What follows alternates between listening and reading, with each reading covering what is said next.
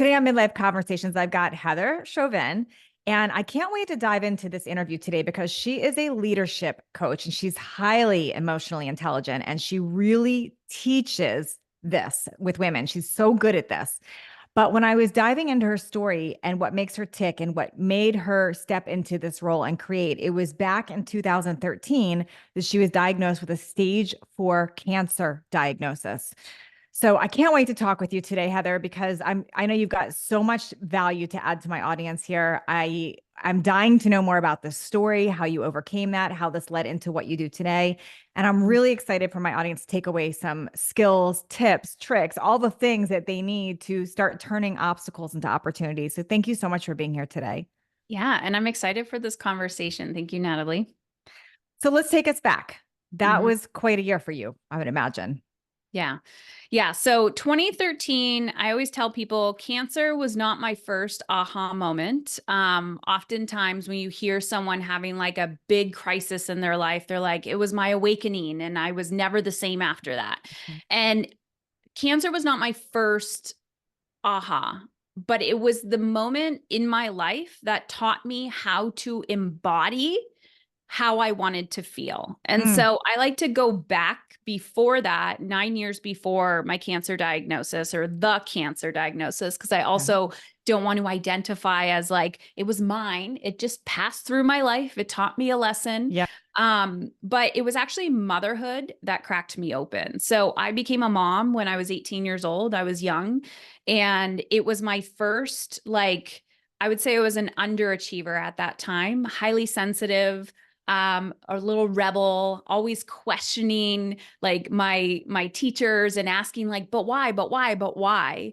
And I remember looking at my son for the first time, obviously, terrified that I'm going to fail as a woman. And I'm using air quotes as a good mother because I was doing things backwards. And Mm, that was when like looking back at my story, that's when I now became an overperformer. And so that's where hustle started because mhm. I wanted to be good. So I started checking all the boxes as I was supposed to.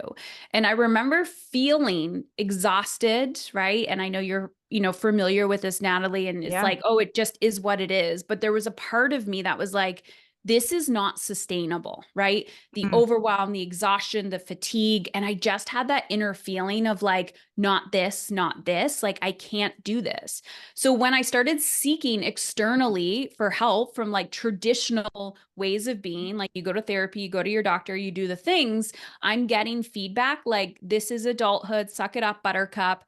But yet oh, that part of me, that rebel, that like critical thinking, I was like, no, there has to be another way. So then I mm, get into personal development. Then I start reading the books. I start attending the workshops and finding spirituality and meditation and mindfulness. So my son is teaching me to literally come back home to myself, right? Because mm, I'm doing all of these things to support him. And then sure. he starts showing me anxiety and anger, like human emotions. And I'm getting calls from the school, and I don't know how to answer these questions because I don't know how to answer them within myself. So I leave my job. I used to be a social worker. I leave my job as a social worker, still want to make a huge impact in the world. I get into podcasting. This was like forever ago before anyone knew what it was. I Mhm. get into the whole online space and I'm like speaking my truth, doing my thing, and I'm like feeling good in most areas of my life, except I don't know much about my physical health. So that's when it comes to 2013. And I want to say this before I talk about my Mm, diagnosis. At the time, I'm working with parents and we're really focused on the parent child relationship. And they're saying to me, like, how do I fix my child? How do I get them to talk, listen to me? How do I do all these things? And they're also saying to me, I don't have time to implement this. My marriage is falling apart. I have no energy. And I'm like, okay, but this is what we're focused on. This is why you mm, hired me. So then 2013 happens, my diagnosis. And I just remember this moment. So, like, I feel like I was like the diagnosis itself was like, I was primed and ready. And I just remember going, you finally have my attention. So wait, thinking, back up a minute with yeah, this, because so you were very much in hustle culture. You understood it. You're dealing with clients in hustle culture. You get that, but you're practicing personal development, mindfulness, meditation. You're doing the checklist of things like yep. this is what I should do. What was going on in your health at the time? Like, were you eating well? Were you working out? Were you doing the check boxes there too? Or Mhm. had you let that go? I want to make sure I understand that part too. So health wise, like the eating and the exercising, I was so overwhelmed. Like Mm-hmm. I was not in that world. So making a green smoothie was incredibly overwhelming to Mm, me. So I was learning about these things, but I was so disconnected from my got it. body. Okay. So Like it didn't wasn't like even mindful eating. It was just more like I'm know. trying to get it in, I'm checking it off, but I'm really not connected to this. 100%. I was more into the spirituality, mindfulness, felt more comfortable in that zone, but the whole nutrition and Mm, movement was incredibly overwhelming to me. And then you get into the orthorexia of like, I'm afraid to eat sure. because if it's not organic, then what? And so I remember trying to learn about food and feeling so overwhelmed by it. Like there's a good way and there's a bad way. You were taking So hustle culture to the food thing too. Like this is 100%. But I was still questioning, like, why can't I just eat an apple? Does it matter if it's organic or not? It's better than mm, eating a bag of chips. But then it was like, that's not what I'm reading. That's not what I'm hearing people talk about. So it was just so overwhelming. yeah. And I didn't know how to like deeply trust myself. So what was the sign? How did you end up in the diagnosis of cancer? Yeah. Like what was going on in your health that said, I need to go look at this? So I started getting abdominal bloating and I went to a walk-in clinic. I live in Canada, so the healthcare system's a little bit different. Went into a walk-in clinic and they literally looked at me, pressed on my stomach and was like, does this hurt? And I'm like, no. And their eyes got bigger and they're like, we don't know what to tell you, but if it gets worse and you're in pain, go to the emergency room. Mm, So then I start telling myself this story of like, I don't have time for this. I don't have mm-hmm. time. And so I go on the bottom of my to-do list again. I'm now angry. I'm resentful. I do not feel supported. And then my abdomen started getting bigger and bigger. And this is within like weeks. My abdomen Okay. started growing. I was getting night sweats, but I'm kind of like completely disconnected to my body. So I don't even know these things are happening. Like I'm out of my mind, if that makes sense. Mm-hmm. It's in the middle of winter. I'm opening the, what do you call it? The windows, the sheets are off. And my husband's Mm-hmm. like, this is not okay. So I'm like, it'll be fine. It'll be fine. I don't know what it is. Maybe I have a gluten allergy. Like I'm just in denial. Right. So go to the hospital. I go to the hospital one night by myself. That my husband stays home with the kids. My youngest was a year at the time. So they were like 9, 5, and 1. I thought maybe my body's just getting back after baby. Still breastfeeding. And that night I leave emergency room Mm, because I'm looking around and I'm like, I'm not sick enough. I do not deserve to be here. I'm wasting my time. I'm wasting, you know, the freaking healthcare system. So I leave. wow. When in reality, I'm running away because I'm scared that they're going to Mm-hmm. tell me something is wrong. Mm, So the second night I go back, my husband comes with me and he's like, I am not leaving until someone sees you. So wow. Natalie, in the emergency room, they do a CT on my abdomen and blood work. And within a few hours, they're like, Heather, you have cancer. There's Whoa. little cancerous tumors all over your abdomen. And based on your age and your blood work and what we see on your CT, we know you have cancer, like Oh my gosh. 100%. We just don't know what kind. And the crazy part was, it was confirmation. I Wow. I was like weeks before, and I wrote about this in my book. I actually said out loud to my husband, "What if I have cancer?" And I felt Whoa. like I was running away from that until I couldn't run anymore. Whoa. So you felt like it was confirmation. What was that next step? I'm assuming because you're a hustler and that was what you were trained, it was like, Yeah. okay, checklist, what do I do to fix it? Was that what went into your brain? Did you get scared? Did Mhm. you learn about emotions right then? Like what would happen and where did this connect to that next phase? Yeah. So I can get things done. And I definitely did that to make sure the diagnosis was correct. And I also I was already into personal development in that whole world. So I was very resistant to Western medicine, like mentally. I Okay. did not want to go down the traditional path. So I had these, holistic people in my life being like, do this, do this, do this, do this, which is overwhelming.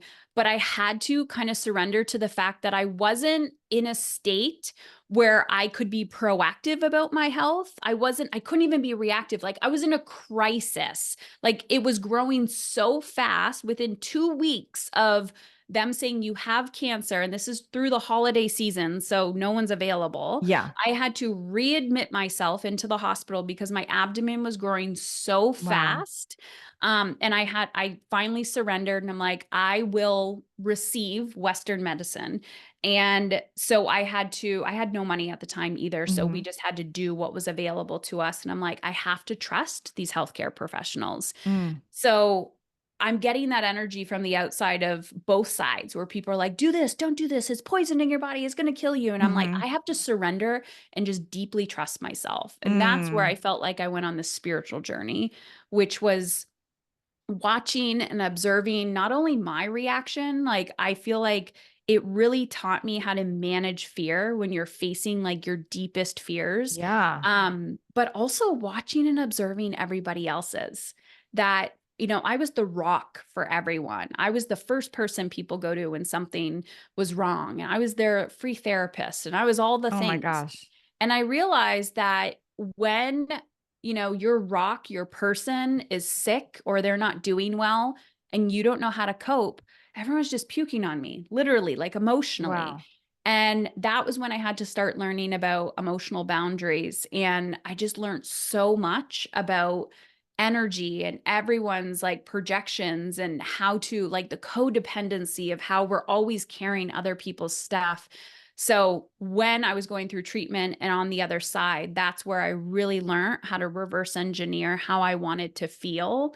Mm. Um, and I talk about a lot about that in my book and in my journey as well. So you went the traditional Western medicine direction. You put a trust in it and you started working on yourself mentally. And Mhm. you didn't go down the rabbit hole of I'm doing this right or I'm doing this wrong, or you really separated from the treatment, if I'm Mhm. hearing you correctly, and started working more on yourself.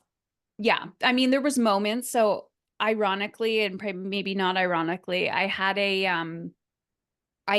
a client at the time whose husband had cancer and they didn't live too far from me. And she goes, you know what? I think a naturopath who is into functional medicine and specializes in Mhm. oncology just moved to your location. And I was one of her first clients locally. And so I did take a functional approach the second I had the opportunity to. So as soon as I was like out of, in remission, I ran with the functional world and I've been doing that ever since. Mm. But that belief of, am I doing this right or am I doing this wrong? And we still experience that of when it gut health, as an Yeah. example, should I do this test? Do I do that test? Do I do this? Do I do that? And I just think doing something is better than doing nothing, but Hmm. also coming back to yourself constantly of how do I want to feel and how does this feel? Do I feel like I'm getting better? Do I feel like I'm getting more energy? And always learning how to deeply self-trust your Mm. body and how things were reacting. So So I didn't let myself go there too far mentally. how did you? So and I've got some deeper questions here, just because I know there's people listening that are in a similar situation or will be faced with a similar situation, and that's such a doomsday diagnosis. I mean, that wasn't stage 1 or 2; that was stage Yeah. 4, Yeah. and they are saying that it's spread and you're covered with it, and all of that.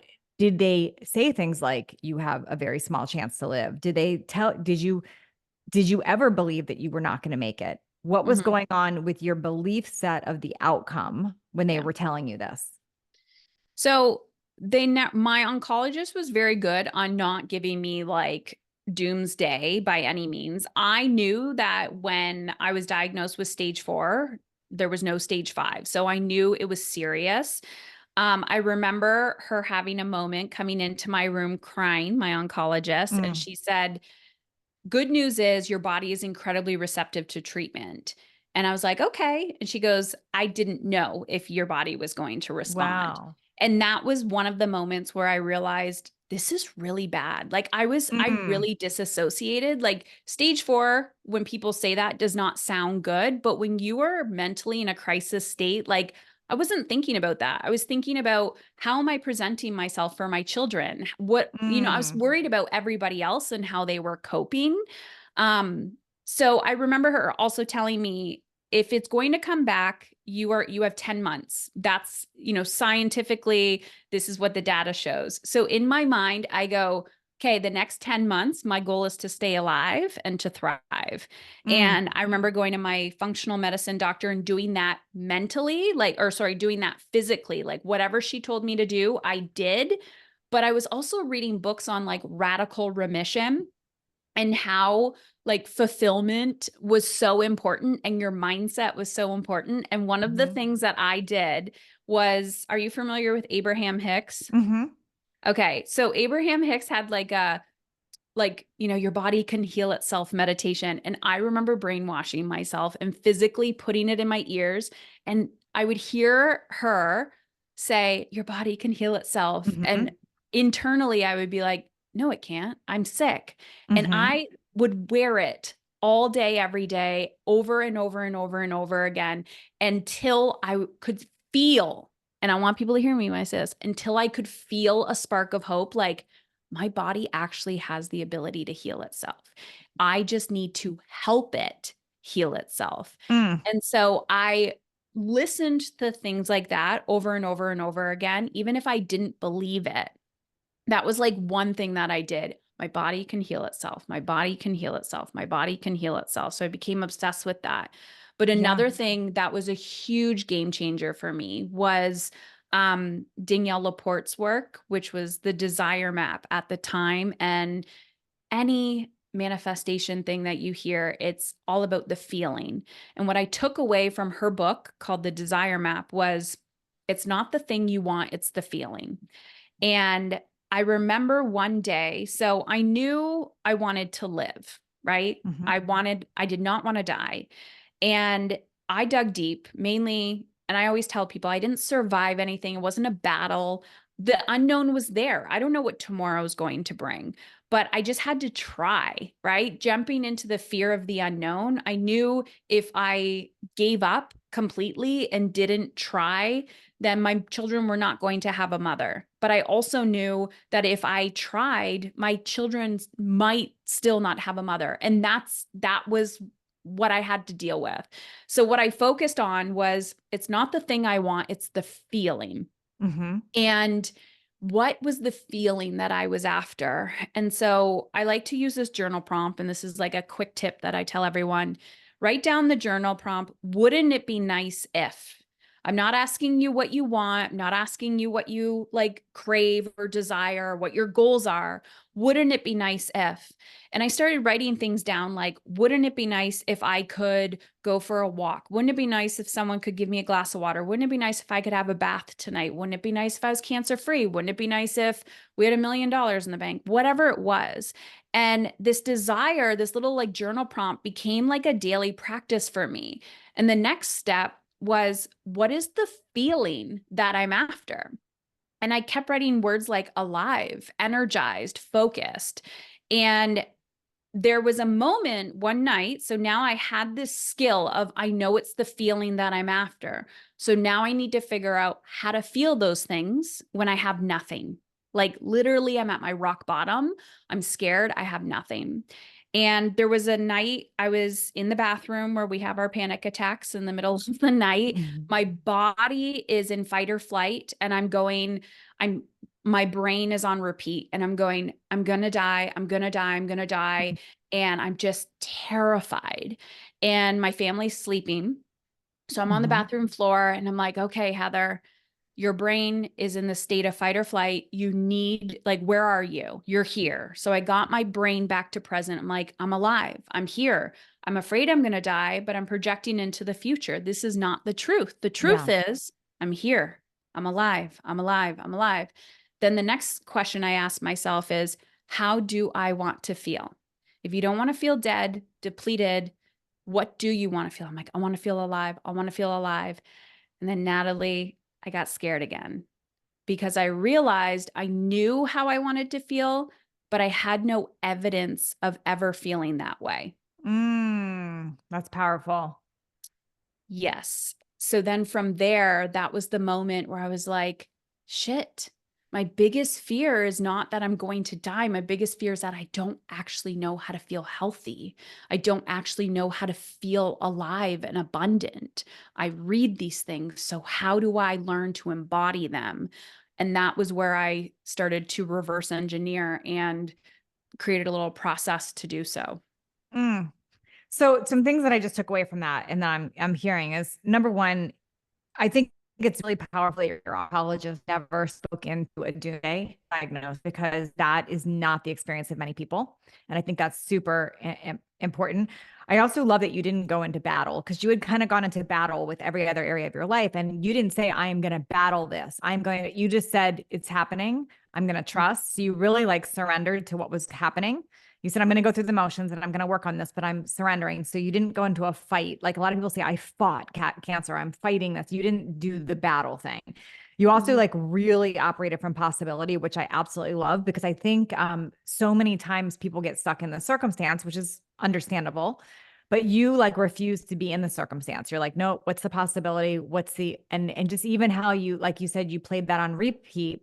Our Yeah. subconscious hears those things. So if on repeat all day long, you're looking at Google, doomsday, this is the end of my life, chemo is going to kill me, whatever it is, Yeah. that's the story that you're telling yourself where you said, I'm not going to take that in. I'm going to replay, listen Yeah. to a different story, a different possibility. So I think you rewired your subconscious there.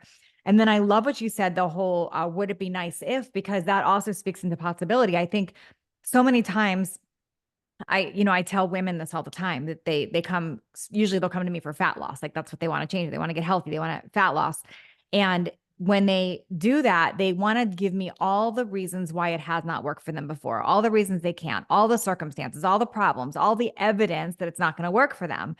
And Yeah. I always say, but what is it that you want? Which to me is kind of like when you said, wouldn't it be nice if? Like, what is it that you want?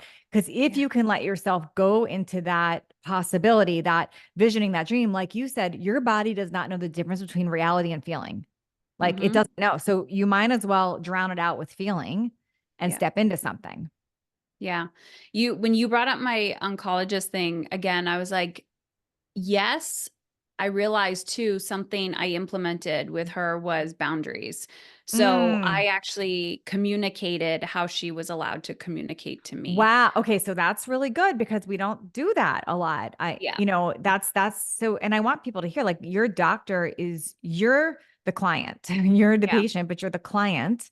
And so we Hmm. can tell them, like you said, boundaries and what we don't want to communicate. And to me, if you're given a stage 4 diagnosis, like it doesn't serve us at all to be told you only have a month to live or whatever it is. Hmm. Yeah, and I had to talk to multiple people, and obviously you can tell when people have like a how can I and a possibility attitude, and they really enjoy their jobs. And then you're always going to have that person that has like the negative energy. Mhm. But I one would walk into you always have anxiety and things, but I would walk into these appointments with how do I want to feel, and when I could feel their energy like coming towards or being projected, I would just cut it right off. But That's good. I didn't do it with like assertiveness or like rudeness. I'm like, hey, I just want you to know that my anxiety is really, really high right now.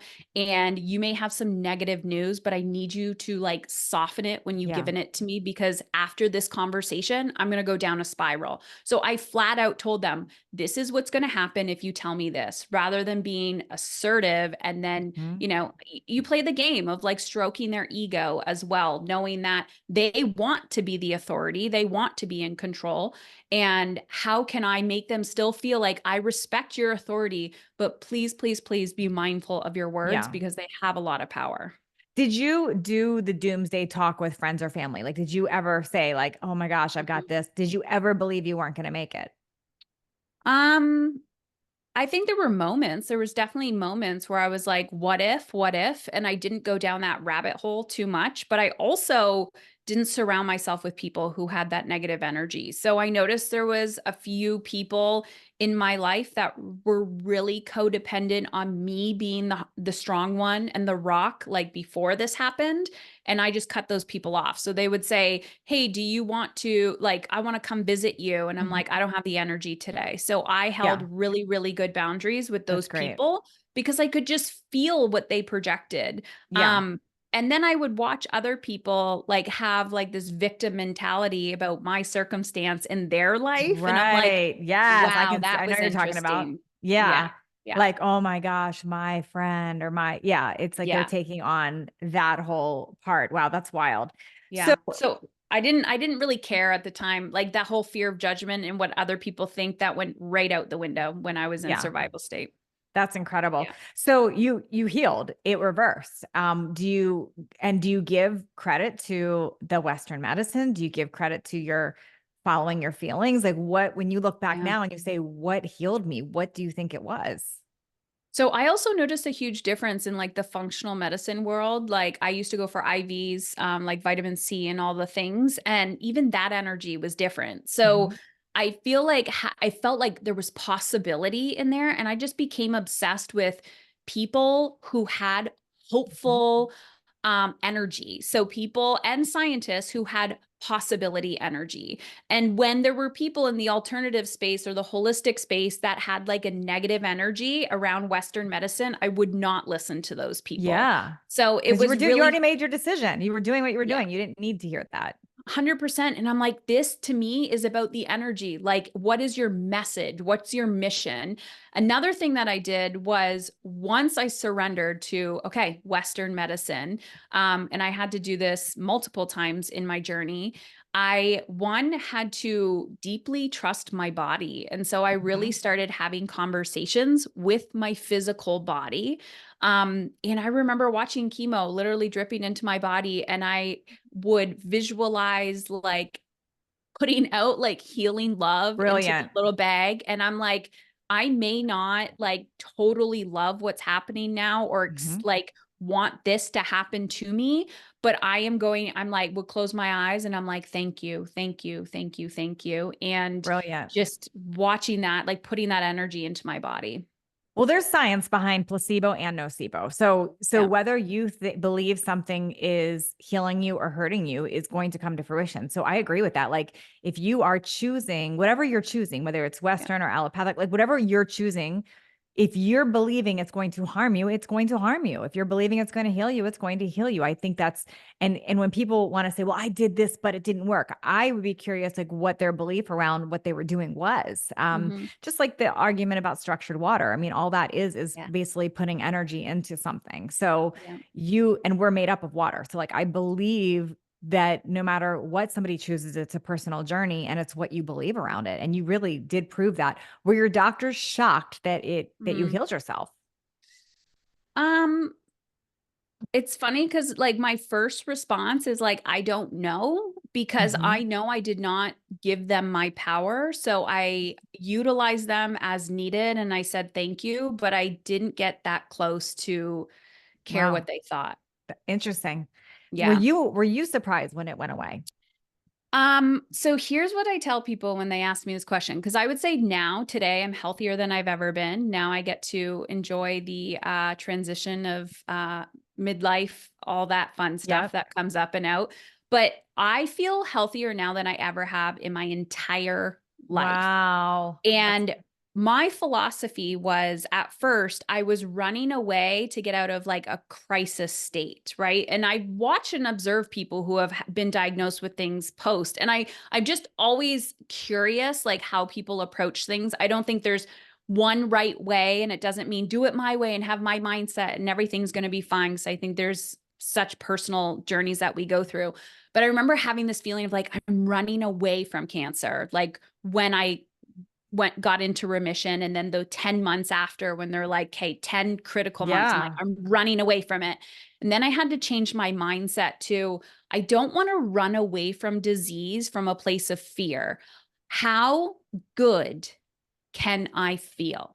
And Mm. I switched it, and that's where I'm at now, where I'm like, how good. And that's why I love watching you, Natalie, because it's like redefine aging. Like, Mm, how do you want to feel? Don't wait for shit to hit the fan. Don't wait for a wow. diagnosis or crisis. Be like, this isn't normal. Even though all of my friends feel the exact same way, this is not normal. And it's interesting to watch now as I'm entering midlife and I watch all of my friends have these symptoms and, all the things that are happening. I'm like, that's not normal, but it's normal culturally, but it's not normal for your body to feel this That's right. way.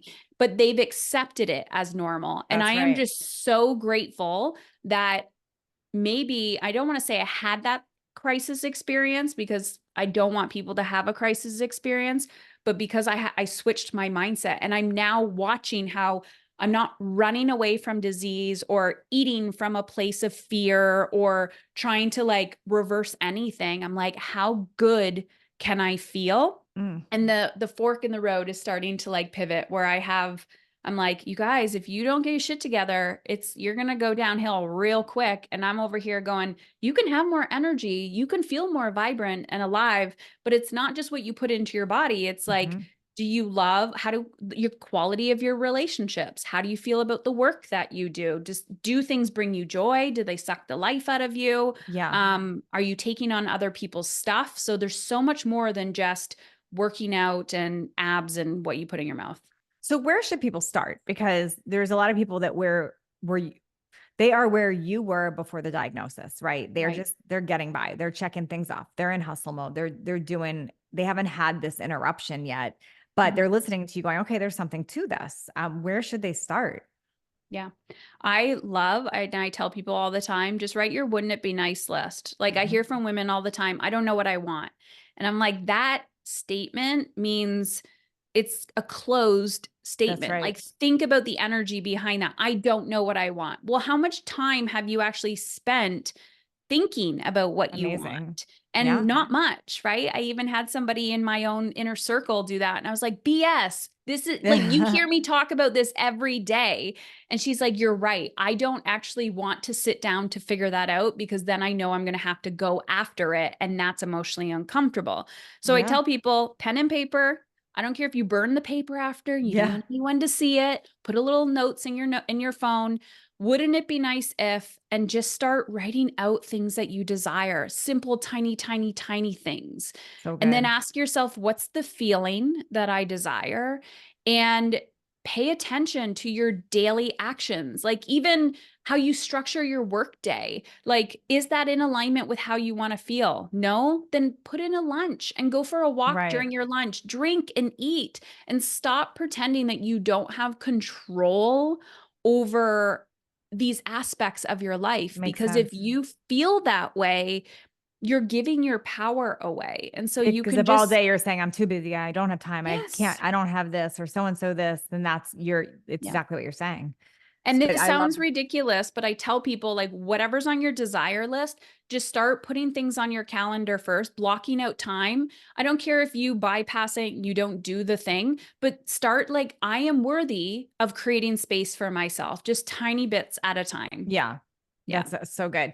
You talk a lot about self-care and prioritizing it. And I think so many times, especially as a midlife woman, being 52 and knowing the generation that we grew up in, like I Yeah. grew up in the 70s and self-care was like, who has time for that? Like no Mhm. one, and I've definitely made it a priority, but I know women battle this idea of it's selfish. I don't have time. Yeah. Help us redefine that. Why is this important and how do they develop this and start being okay with it? Yeah. So I see when I hear self care, I think of things that cost money, like pedicures, like getting your hair done. Self care to me is boundaries. Self care to me Mhm. is not abandoning human basic needs. Like there's a window behind me, and I always think my garden. like, does your garden get more water and nutrients than you do? Like, do you Mm, go out and actually water your plants, but you don't even drink a glass of water? Like, just being mindful of the basics. So redefine what self-care is. What's the feeling that you desire? I'm all about feelings. And I'm not saying feel if I want to feel alive and energized all the time, well, I have to sit in front of my computer and do some tasks. That might not give me energy, but I can play this game with like, what does feel energizing? How yeah. can I put that on my calendar? Now I tell people, great. Now you know what you want to do. You're like, this person, I love spending time with them. So I'm going to block out some time on Saturday. I'm going to go hiking with them. We're going to go Hmm. out for lunch, whatever it is. You go do the thing. You're like, oh my God, I feel alive and energized.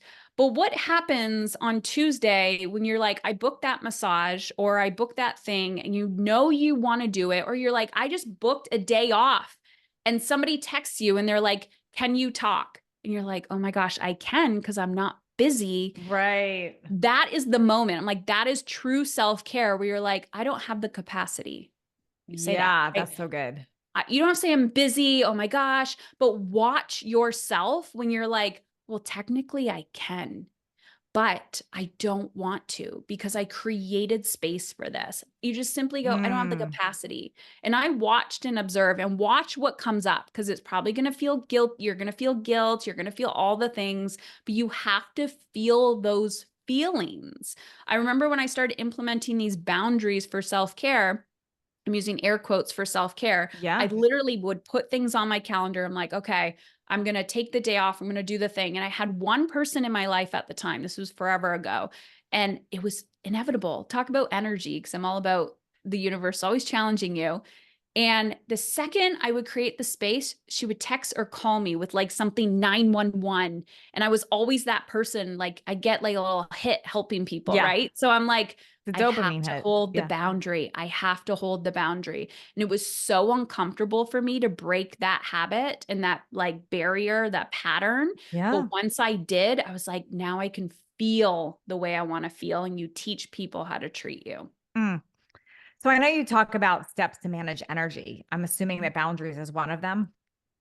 Yeah, but you don't realize you need boundaries until like you're in it. People are like, I'm really good with boundaries. And then I take them through this process, get clear what's on your wouldn't it be nice Hmm. list, Hmm. start to create space for that on the calendar, put it on the calendar first. And then once you start implementing, watch what gets done and what doesn't get done and why it doesn't get done. So people will always say they're better at something when than what they actually are. It's like, oh yeah, I go to the gym all the time, or yeah, I eat whatever. And then you start tracking and you're like, oh wow, like what's in my head versus reality is very, very different. I also see like, when people are out there in the world and they perceive to be super successful. They're like, and the ones that are willing to be open and vulnerable with me, they're like, Heather, I have my shit together. I got money in the bank. I'm like, getting all the awards, success, got it. Check, check, check, check, check. I do not feel successful on the inside. And when you are like on the top of your game and everyone comes to you and you feel like you're failing internally or in a relationship, Hmm. you feel like out of control. And so I tell people, we don't have to be addicted to drugs or alcohol. There are other addictions that we have, and it can be people pleasing. It can be like my drug of choice will be sleep. I will want to like run and hide in my room, just watching and observing your patterns. But the mastering this whole process of like I call it energetic time management, managing your energy, not your time, is really learning to deepen your relationship with the feelings you want to run away from: fear, guilt, resistance. And so I'm always like leaning into, I put that thing on my calendar, and when I get close to it, it's not about the time. I could doom scroll in my bed for an hour, but why can't I go for that 20-minute walk? Or why can't I do that thing that I know my soul is craving? And so I just tell people, lean in. We don't need to judge ourselves of Hmm. like, I did it again.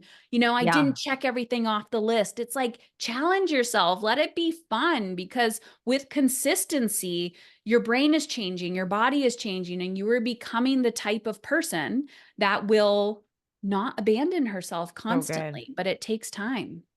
I love this. I love the whole reframe on this because, I've definitely heard stories and journeys before of people that have overcome big things, but they typically have weighed so heavily on like the things that they did. Like I checklist this, I checklist that. Like I ate this, I did this, whatever, this therapy. And when I really dig into what helped them overcome, what helped them achieve radical results, what helped them, it really is the stuff you're talking about here. It's just that Yeah. they still are crediting these things. So what I love that you've done here, if you've kind of like unwrapped the science of it. You're like, no, I like, just like you call your title is emotionally uncomfortable. Like you let yourself go there. Like, wait a minute, these are not the popular things that people want to talk about, but this is actually what worked. Yeah. It was these things. And people brush them off as too simple to have worked, or like this, that doesn't make sense, or that's Yeah. too woo-woo or too out there. But you're saying like, I did the things, but I'm not giving all the credit to the things. The thing that what worked was this canvas I painted of this belief system and boundaries and